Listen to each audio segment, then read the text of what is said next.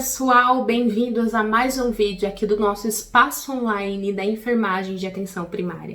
Meu nome é Patrícia Crivellaro, sou professora do curso de graduação em enfermagem e vou falar um pouquinho para vocês, continuando aí na nossa linhagem processo de enfermagem na atenção primária à saúde, nessa playlist criada aí para vocês que estão querendo aprender um pouquinho mais sobre processo de enfermagem. Vou falar um pouquinho para vocês hoje sobre a primeira etapa do processo de enfermagem, que é a coleta de dados, né? Que se desdobra, né? Como se coleta dados? Executando-se anamnese, né, ou histórico de enfermagem, como você preferir, né, que é o momento em que a gente faz uma entrevista com esse paciente, descobrindo alguns aspectos muito importantes sobre a vida dele. Então, dentro da primeira etapa do processo, que é coleta de dados, a gente vai falar hoje da entrevista, tá bom? Em outro momento, do exame físico em si. E eu gostaria de falar para você, gente, que a entrevista, né, esse momento do histórico, da coleta de dados, além dele ser o momento mais importante e crucial do processo de enfermagem, é o momento que você vai conhecer essa pessoa. Não preciso de instrumentos mirabolantes para fazer essa coleta de dados. O que eu preciso, Patrícia, para iniciar esse procedimento, para iniciar a coleta de dados? Se você precisa único e exclusivamente do prontuário desse paciente. Então, eu tenho o prontuário aqui, eu vou anotar as informações na ficha dela, desse prontuário, e é isso que eu preciso para iniciar a minha consulta de enfermagem, para iniciar a primeira etapa aí desse processo de enfermagem, que é conversar e conhecer. Gente, é algo que tem que acontecer de uma forma tão dinâmica, tem que ser gostoso, tem que ser olho no olho desse paciente.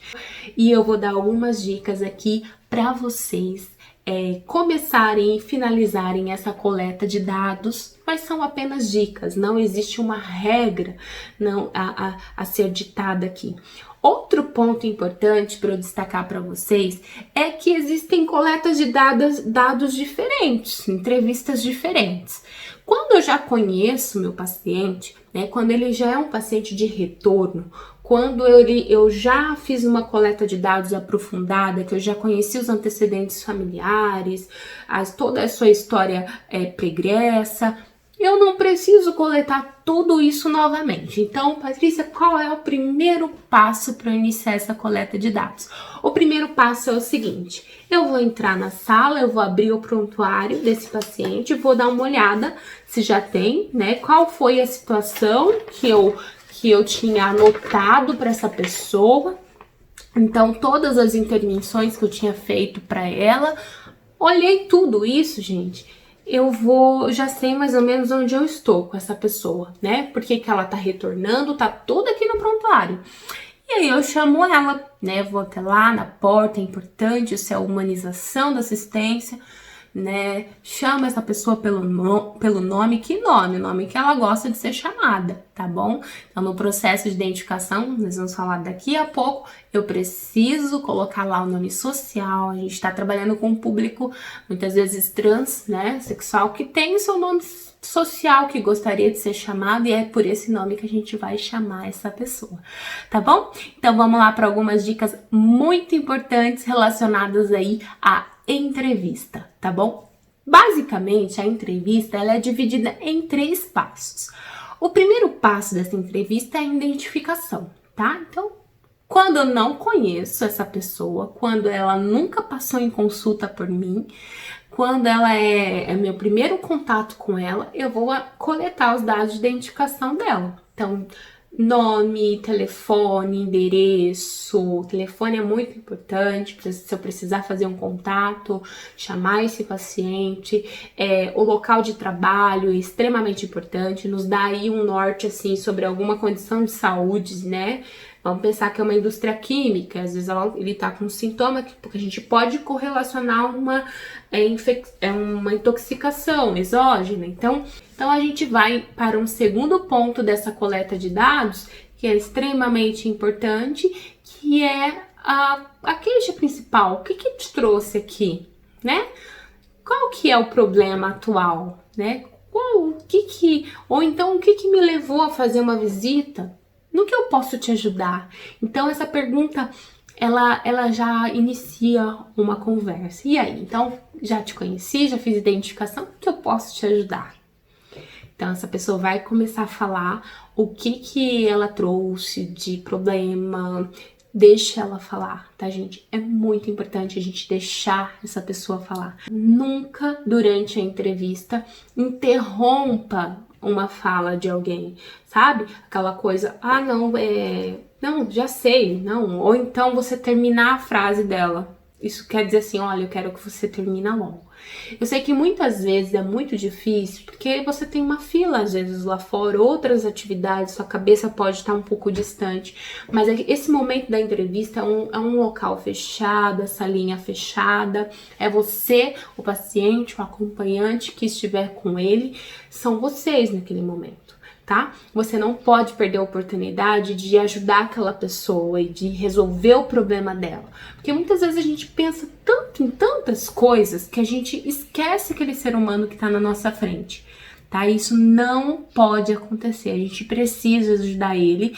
É um momento dele e ele precisa ser ouvido porque ele chegou ali com expectativas. Cuidado durante essa entrevista com termos técnicos mirabolantes, tá? Precisamos falar numa linguagem simples, clara. Comunicação é tudo e a gente precisa desenvolver essa nossa habilidade de comunicação. É o momento da gente investigar o que está acontecendo, ouvir mesmo, escuta qualificada. Entrevista também é escuta, tá? Provavelmente ele não vai dizer para você no corredor o que ele gostaria de dizer, né? Se você conseguir desenvolver esse vínculo, esse olhar focado, se você usa um instrumento, gente, se você usa aqueles instrumentos de coleta de dados que muita gente usa, os checklists da vida, né? Só toma cuidado para não se restringir àquilo que está naquele instrumento. Sabe aquela coisa? Não tem linha para anotar e nem vou anotar essa informação. Por isso que o prontuário é um local muito importante, porque ele vai te dar o norte, você tem seu espaço de anotação ali. O próximo elemento extremamente fundamental na entrevista é o histórico, né? O que é o histórico? Processo, né? O histórico divide em 3 situações.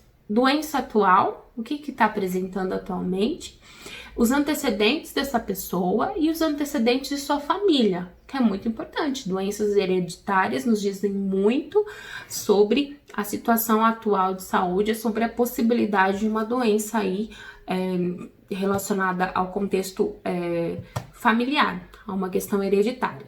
Quando a gente fala dessa parte que é a história da doença atual, tem algumas perguntinhas que nos ajudam a dar uma destrinchada aí nessa história da doença atual, gente.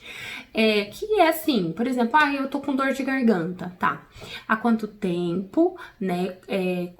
Qual é a localização exata? É bilateral, né? No caso, é dos 2 lados, é de um dos lados, né? A gente já sabe que eu tenho que investigar essa garganta na hora do exame físico, né? Eu tenho que olhar para essa garganta, a frequência dessa dor de garganta, a duração. Lembrando, gente, que o processo de enfermagem é dinâmico, tá? Dependendo de quem é essa pessoa, eu já posso abrir minha lanterninha e já dar uma olhada nessa garganta. Não é porque eu tô coletando, ainda entrevistando, né, que eu preciso exatamente só examinar ela no final. Se é uma pessoa que eu já acompanho, que eu já conheço, que eu já fiz um histórico detalhado anteriormente, não necessariamente eu preciso ficar detalhando tudo agora novamente. A intensidade, os fatores que desencadeiam essa dor, né? Então, tudo isso precisa ser observado nessa pessoa que apresentou esse determinado sintoma. Nesses antecedentes pessoais, o que eu posso coletar, então, nesse momento? Problemas de saúde anteriores, comorbidades, é diabético, é crônico, é cardiopata, é pneumopata. São coisas que nos ajudam a conhecer melhor essa pessoa, tá? Que eu vou continuar acompanhando na minha unidade de atenção primária. Reações alérgicas, uso de medicamentos, se tem vícios, hábitos e costumes relacionados à nutrição, à hidratação, ao sono, ao repouso, à higiene, às eliminações urinárias. Os antecedentes familiares são de extrema importância, como eu já disse, né? Porque eles nos dizem quem é essa pessoa, a sua linhagem hereditária, de alguns problemas que ela pode desenvolver, porque alguém da sua família já desenvolveu. A gente sabe que existem alguns cânceres que um dos fatores de risco é o fator da ocorrência familiar em parentes aí de primeiro grau, enfim. Doenças crônicas, congênitas, hereditárias, infecto-contagiosas, tem alguém em casa apresentando uma doença infecto-contagiosa, ou que seja ela aguda, numa condição aguda, nesse momento do Covid-19, por exemplo, se essa pessoa tem alguém em casa apresentando sintomas, eu preciso saber. Então, pessoal, quem gostou desse vídeo, e gostou dessas dicas para entrevista, acompanhe aqui nesse espaço de interação da enfermagem de atenção primária.